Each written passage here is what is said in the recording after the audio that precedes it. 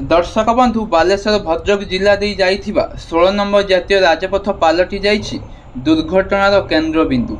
कहीं ना एही 16 नंबर जातीय राजपथ रे प्रतिदिन घटुछि किछि ना किछि छोट बड़ दुर्घटना आउ चली जाउछि बहु मूल्यवान जीवन। प्रतिदिन एहीपरि दुर्घटना घटिबार मुख्य समस्या हेउछि बेआईन गाड़ी पार्किंग। ता सहित पार्किंग सुविधा न थाई उभय राजपथ पार्श्व गढ़ी उठिथिबा ढाबा और होटेल सेमानंकर गाड़ी पार्किंग सुविधा नथिबा बेले राज्य तथा राज्य बाहर विभिन्न गाड़ी गुड़िक उभय राजपथ पार्श्व पार्किंग करी सेमानंक पाखकु जाउछंती, जहा फल गाड़ी गुड़िक उभय राजपथ पार्श्व पार्किंग हेबा परे घटुछि बहु दुर्घटना आउ देखा दउछि बहु समस्या। एहीपरि बेआईन गाड़ी पार्किंग सहित रास्ता निर्माण कार्य बहु विलंब हेउथिबा फल मध्य घटुछि बहु दुर्घटना। यह प्रति प्रशासन टिके ध्यान देले भल हुअंता बोली आम आशा और विश्वास।